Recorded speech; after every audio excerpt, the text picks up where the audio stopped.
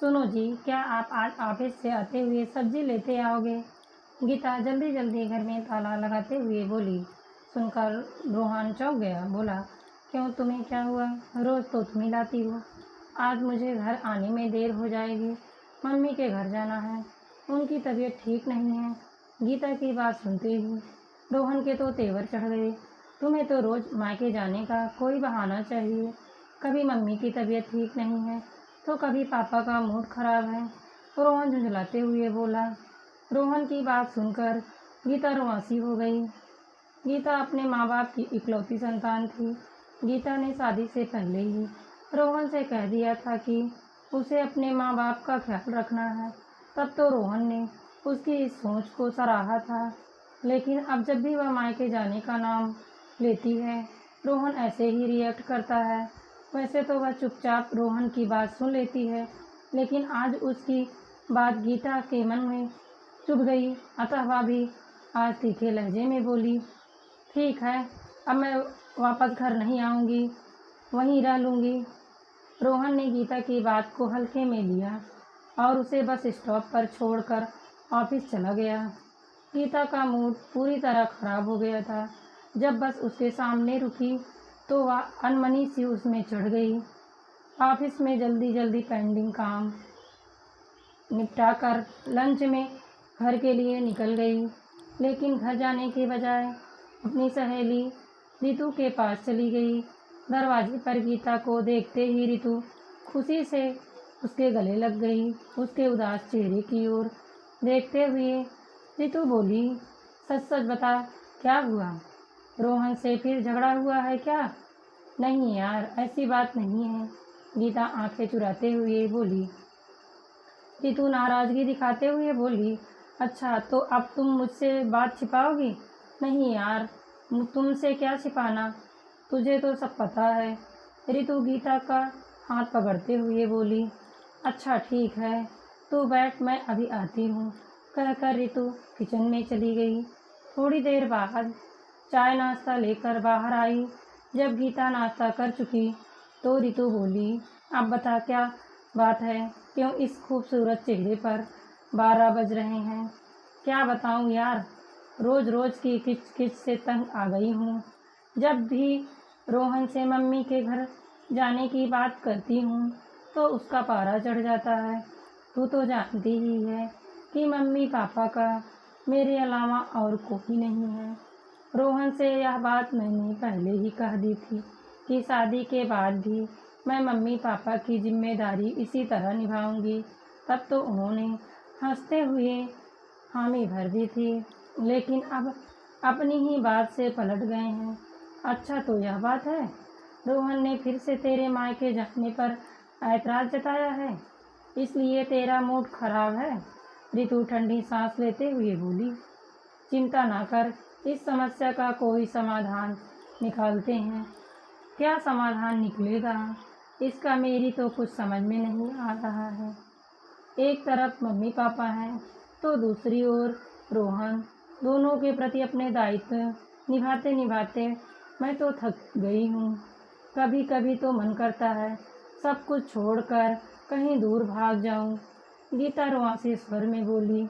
रितु कुछ सोचते हुए बोली, सही कह रही है तू, कुछ दिनों के लिए इन झमेलों से कहीं दूर चली जा, तब रोहन को पता चलेगा कि बीवी घर में ना रहे तो कैसा महसूस होता है।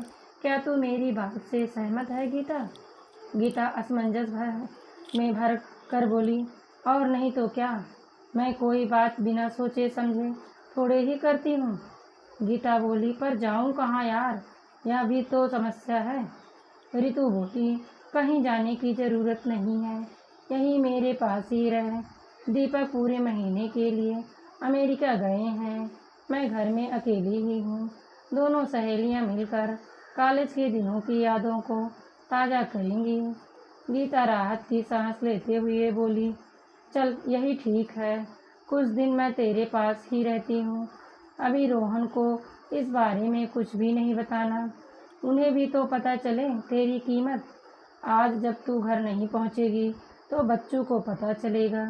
रितु से अपने मन की बात बताने के बाद गीता बहुत हल्का महसूस कर रही थी।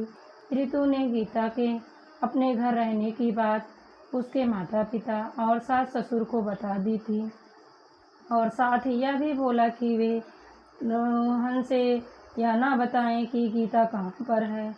ऑफिस जाकर रोहन गीता से हुए झगड़े की बात भूलकर अपने काम में बिजी हो गया। जब गाड़ी में 8 बजे तो उसे घर जाने की सुध आई। घर पहुंचने के बाद उसने घर पर ताला देखा तो उसे सुबह के वाद विवाद की याद आई।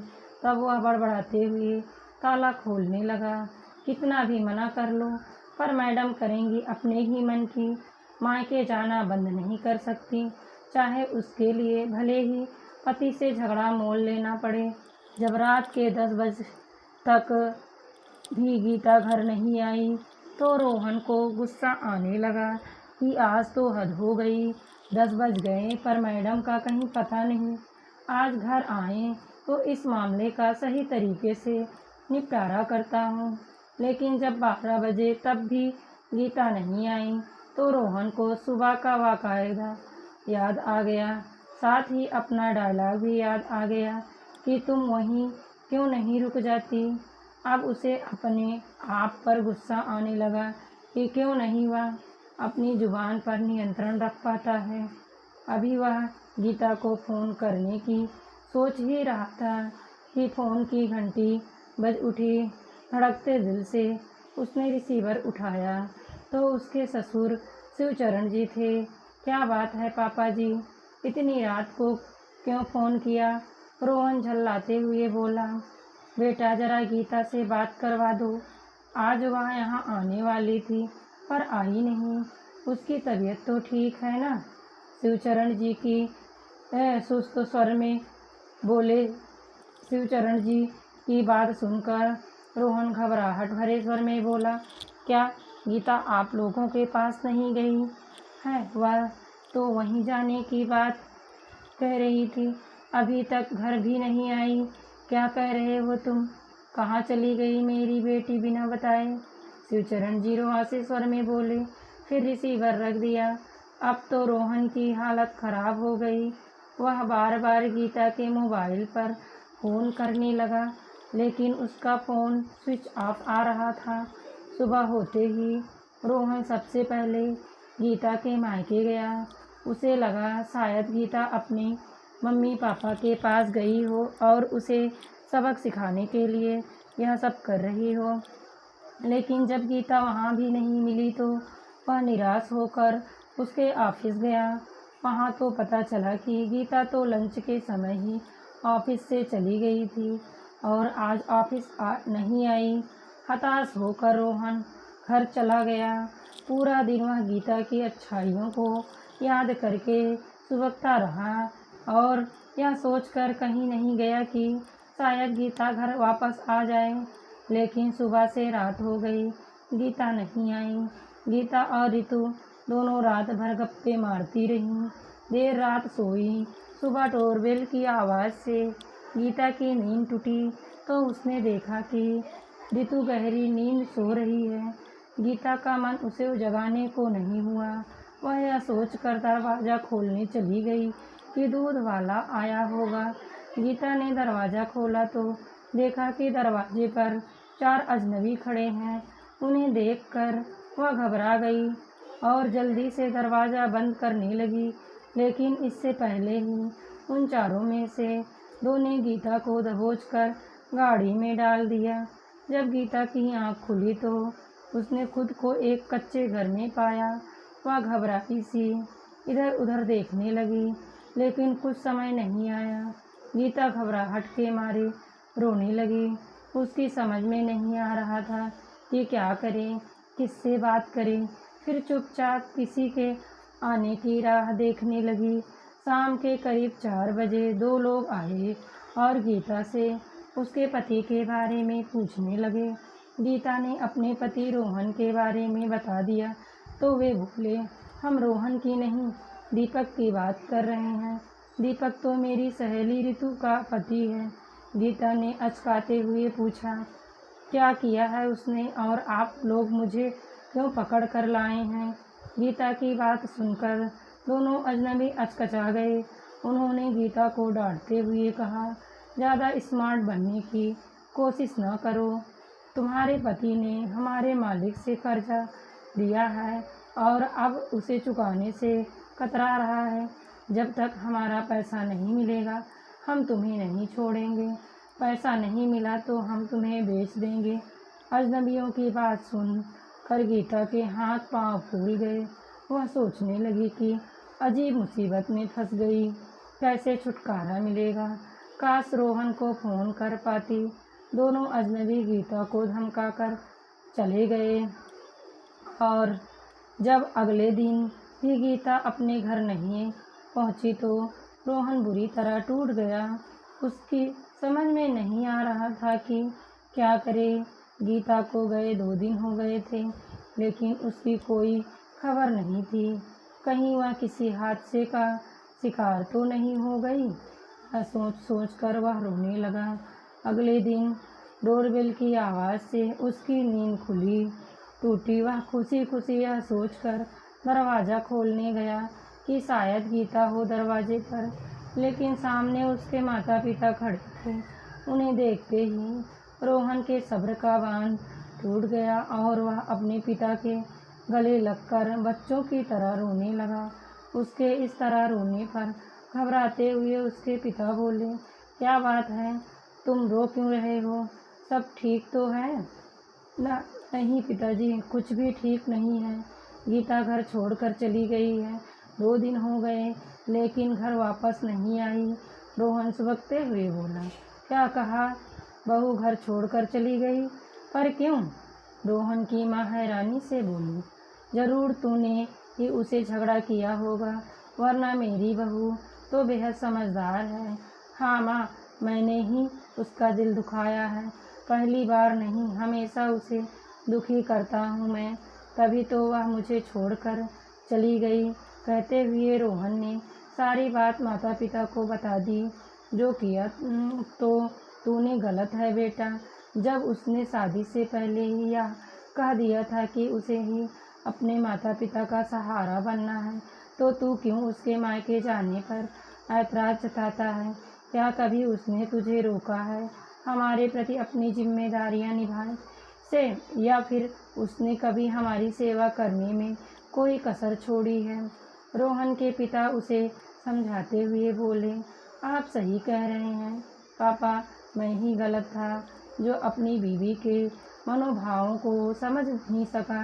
एक बार वह वापस आ जाए तो मैं उसकी सारी बातों को मानूंगा और उसके माता पिता को भी आपकी तरह समझूंगा। रोहन के मम्मी पापा को उसके घर आए 2 दिन हो गए लेकिन गीता का कोई फ़ोन नहीं आया तो उन्हें भी घबराहट होने लगी। वे सोचने लगे कि गीता ने हमसे कांटेक्ट क्यों नहीं किया, कहीं सचमुच में उसके साथ कोई हादसा तो नहीं हो गया। उधर गीता के अचानक गायब हो जाने से ऋतु बहुत परेशान थी। उसकी समझ में नहीं आ रहा था कि वह अचानक कहाँ चली गई। उसने अपने दिल को यह सोचकर तसल्ली दी कि हो सकता है वह रोहन के घर वापस लौट गई हो, लेकिन जाने से पहले वह अपना फ़ोन क्यों नहीं लेकर गई। यह बात ऋतु को परेशान कर रही थी। 2 दिन तक उसने गीता के आने का इंतज़ार किया लेकिन जब उसकी कोई खबर नहीं मिली तो उसने रोहन से मिलने का निश्चय किया। अगले दिन ऋतु रोहन के ऑफिस पहुंची और उसे सारी बात बता दी। ऋतु की बात सुनकर रोहन घबरा गया। ऋतु बोली, ऐसे घबराने से काम नहीं चलेगा रोहन, लगता है गीता किसी बड़ी मुसीबत में फंस गई है। हमें पुलिस में रिपोर्ट दर्ज करानी चाहिए। फिर दोनों पुलिस स्टेशन पहुँचे और गीता की गुमशुदगी की रिपोर्ट लिखवा दी। रिपोर्ट लिखवाने के अगले ही दिन रोहन के पास फ़ोन आया कि पास के गांव से कुछ लोगों को शिकायत आई है कि वहां एक खाली मकान में कुछ औरतों को कैद करके रखा गया है। उन्हें कहीं बाहर भेजने की तैयारी चल रही है। हम वहां रेड मारने जा रहे हैं, आप भी हमारे साथ चलिए। शायद आपकी पत्नी की कोई खबर मिल जाए। फ़ोन सुनते ही रोहन अपने और गीता के मम्मी पापा के साथ पुलिस स्टेशन पहुंचा। साथ में रितु भी थी। पुलिस की टीम के साथ वे सभी गाँव में पहुंचे। वहां एक कमरे में गीता बंद थी। सभी औरतों और वहां उपस्थित गुंडों को पकड़ लिया गया। पुलिस इंस्पेक्टर ने रोहन से कहा, देखिए, इनमें से कोई आपकी पत्नी तो नहीं है। उन्हें देखकर रोहन निराश हो गया क्योंकि उनमें गीता नहीं थी। इंस्पेक्टर बोले, आप परेशान ना हो, हम पूरे घर की तलाशी लेते हैं। हो सकता है कि आपकी पत्नी को किसी और कमरे में रखा गया हो। पूरे घर की तलाशी लेने के बाद गीता एक कमरे में घुटनों पर मुंह रखे रोती मिली। गीता को देखते ही खुशी के मारे रोहन की चीख निकल गई। थैंक यू इंस्पेक्टर, मेरी पत्नी वहाँ रही। रोहन को देखते ही गीता उससे लिपट गई।